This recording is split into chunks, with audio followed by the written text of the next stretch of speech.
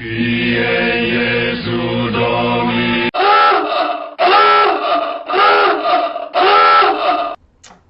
right, so we know we're now in the week-long waiting process to see what happens with the FBI probe. So before you go any further in this video, if politics is too much of a powder cake for you, do yourself a favor and Father Tom a favor and don't listen to me.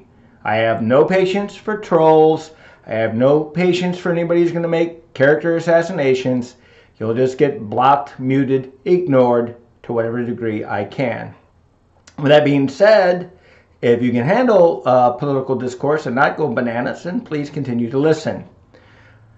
I think a question that should have been asked that has maybe not been asked, or maybe it hasn't, I'm unaware of it, is why has nobody ever asked the Democrats under what conditions would you ever vote for Judge Kavanaugh? Are there any conditions whatsoever? Any. I mean, there's probably none. They will honestly say they would never, ever vote for Judge Kavanaugh. They would have said it a month ago. They will definitely say it now. So why are we even doing this? I don't understand who we're helping out with this, other than maybe the president's got some great plan, which would delight me if he did. I would love to see this blow up in the Democrats' face. Nothing would make me happier. I mean, whether we like it or not, this is all part of the cultural war. And it's very interesting that the Democrats now are trying to attack Kavanaugh's temperament when they are the party of anger. I mean, good Lord, look at what happened after Trump got elected. You want to speak about unhinged anger? The left was rabid with it. It was everywhere, even their riots in D.C. And you got to laugh because their rioting in D.C. is a federal offense. So some of them are looking at real jail time and massive fines. So, the joke's on you, morons. I couldn't be happier. But they sure don't like it whenever anyone on the right displays any anger. And it's one of their little talking points now. Temperament, temperament, temperament. We're going to hear that about Trump for all 4 to 6 years or 8 years that he's president. We're hearing about Kavanaugh now. Because they want to reframe his defense, which was passionate and just and honest. He had righteous anger, and they want to recast and reframe that anger as temperamental, as unhinged, as evidence that this guy can't be impartial. You know, we savagely attacked him, and he's just supposed to sit there with his hands, down by his side, thinking, "Oh, I opened in sometime. There's something left." That's how the left acts all the time.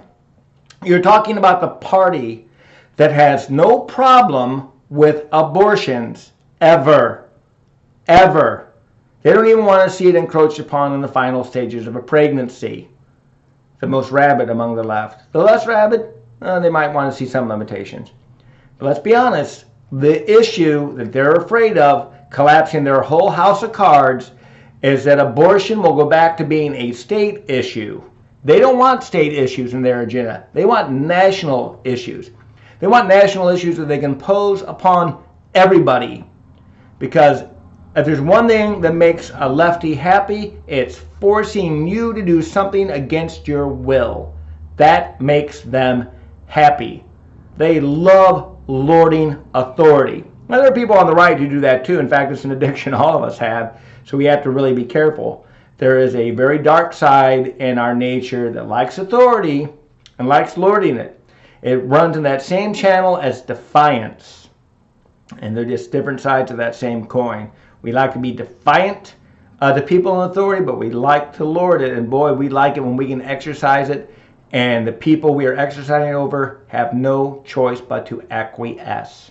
It makes for horrible relationships, horrible family conditions, makes for horrible work conditions. But hey, welcome to human nature, and the left has been all about exploiting the worst parts of it. Not that the right can't do its thing, but I'm not here to criticize the right. There's enough hammering on that going on.